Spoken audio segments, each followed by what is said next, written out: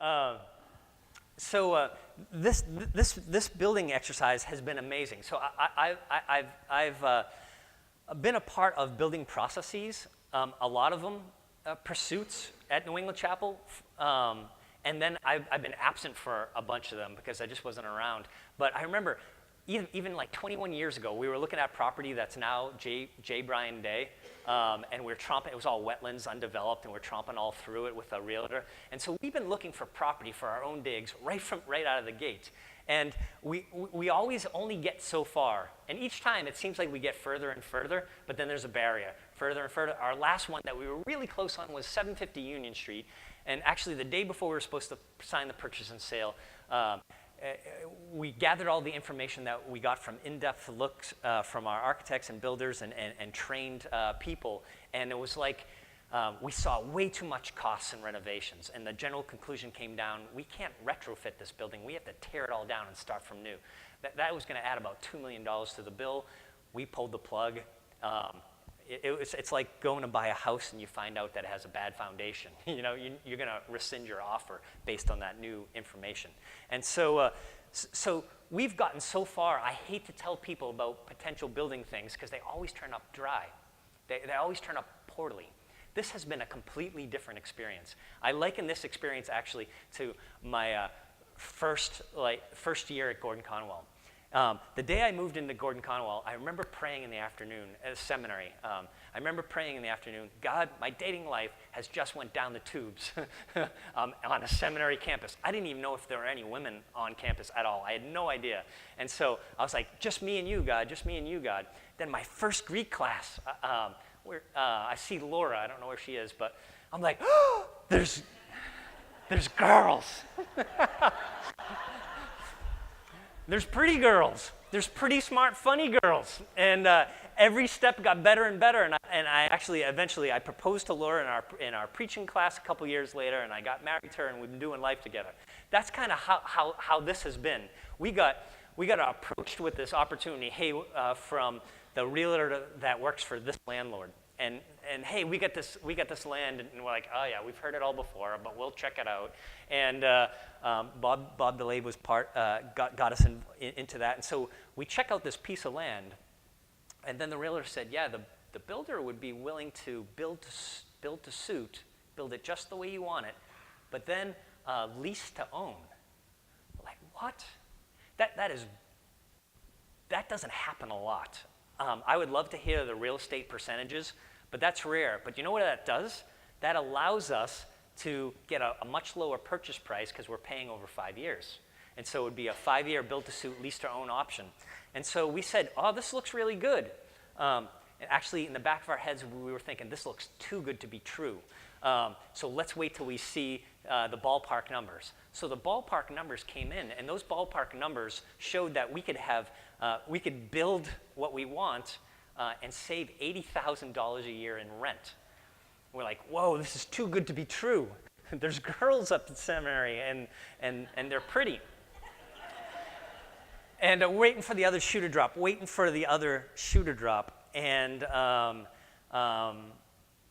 we start getting to know the owner. The owner is also going to be the builder. Just a wonderful guy. Really, I don't think this is an exaggeration to say that he fell in or is falling in love with New England Chapel's vision. And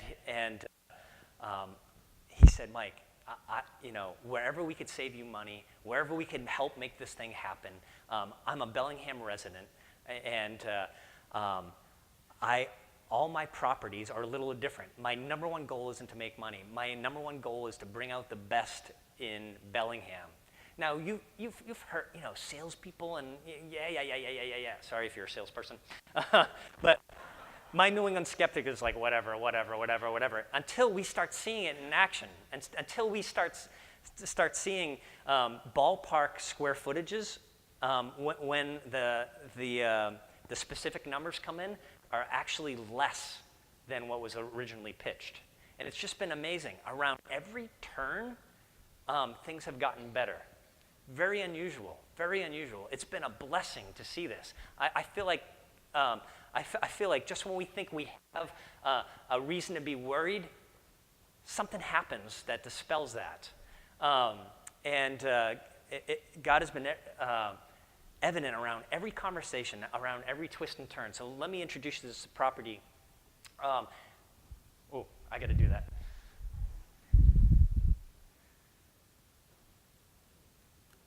Let's see. What does this button do? There we go. All right, so let's see if this laser pointer. See this? This is the Mexican Grill with the good guacamole. And this is PJ's Urban Air, the new adventure park with trampolines and an American Ninja thing. So 140's here.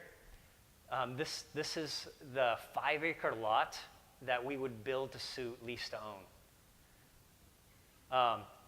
There eventually will be 3 access points. There'll be access points here, and access points here. Let's take a look at the next one. Joe, hit that button. There. So this is a plot plan. So here's the 5 acres that we would have. This is Urban Air right here. And so this is a building outline right here. There's 277 parking spaces, believe it or not. There's a picnic and garden area, and there's a playground right here.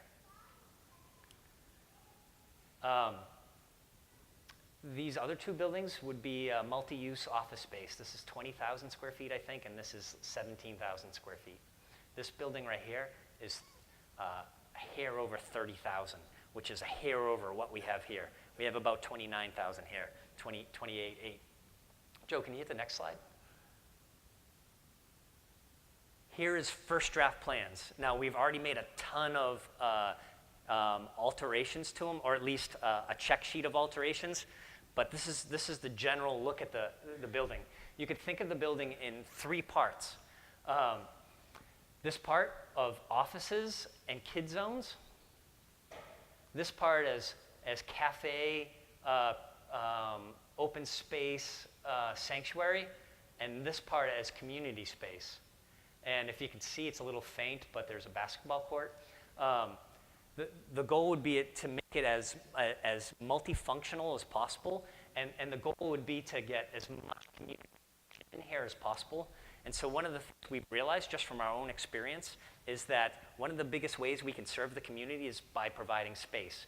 Right now, we let Girl Scouts, Boy Scouts, charter schools, we've let the Franklin Performing Arts, we let tons of, we have, I think, 5 different groups of recovery and recovery support that meet here. And so that's only the things that we could say yes to. We say no to a lot of people just because this soundboard and whatnot, we say no to a ton of requests. And so one of the felt needs in is space.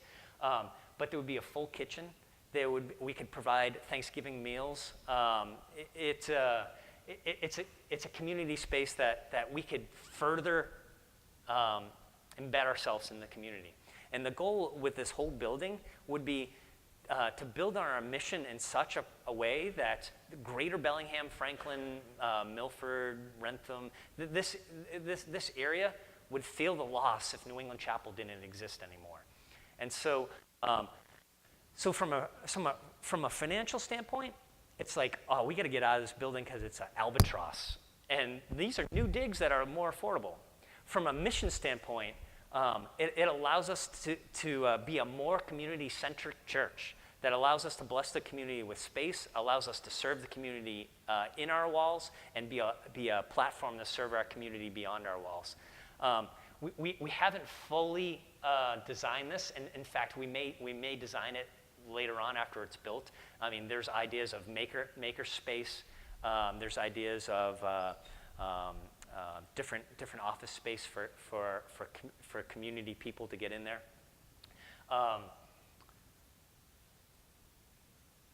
Here's the cool part about it. So, because it's built to suit lease to own, that defrays the purchase price. The price would be $3 million at the end of 5 years. We are currently paying just a hair under $1 million mortgage with our rent right now. And we'd have 5 years to fundraise. So it would allow for us to have a cheaper rent during those 5 years, and it would allow for us to have a cheaper mortgage. If we can fundraise, so this is all ballpark. I don't want to get too much into the numbers. This is really just a pre-kickoff. We'll have tons of opportunities to talk numbers. But the ballpark is your boundaries for a fundraising project is usually on the low side, double your operating income. On the high side, triple your operating income. If we hit anywhere in between, our buy mortgage looks like $1.5 million. That would save us $11,000 a month. Can you imagine pouring into ministry, into the community, $11,000 a month? We could subsidize an opioid abuse social worker for our area. That would be amazing. Or we could do this, we could do that, we could do a million things. But the point is, right now, we are tied down to fixed costs, building costs. And so we would save a little bit years 1 through 5, and then we'd save a lot of it years 6 on. And then the cool part of it, when that mortgage is done, I know we'll probably do another this, another that, another, but when that mortgage is done, we have potentially to be debt-free, and right now we pay $23,000 in rent. Can you imagine $23,000 a month going to doing good with our mission, vision, and values? Because we have no mortgage, we have no rent payment. I would love to hand the keys to the next man or woman who gets in my office with that future.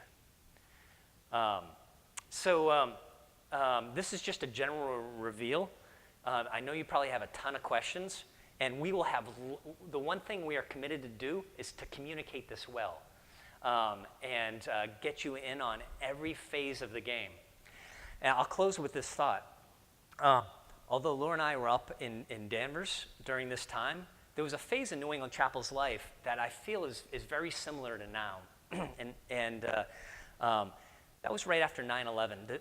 Was anybody around New England Chapel after 9/11? So the events of 9/11 and the weeks and months following it caused a community awareness of New England Chapel. And in a matter of a month, New England Chapel literally grew from 200 to 400, right? It's amazing. You look back and it's amazing. The tragedy of 9/11 brought people back to church. And in many cases, that tide that came into churches also receded. Not so at New England Chapel. Those people who weren't going to church started coming to church, liked church, and kept going. And it created this sense of mission identity among everybody, the 200 who were here. And for those of you who are here, you probably remember that. The excitement of community engagement, the excitement of the mission coming alive.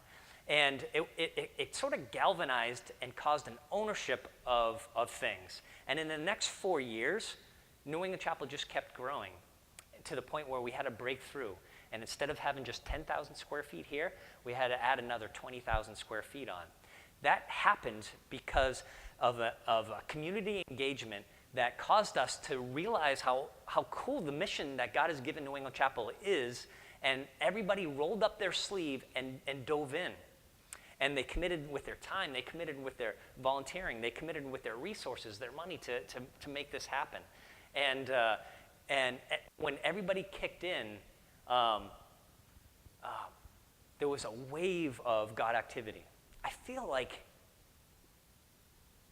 this is happening. There's a lot of, if you've been if you happen to be a Y member or at their annual report, New England Chapel won the Red Triangle Award, which is a strategic partner award. We are starting to ingrain ourselves in the community in cool ways. And this move, I think, is an opportunity, not because a building's going to do anything to us, except a building will remind us why are we in business, and it'll allow us to to catalyze the mission within us.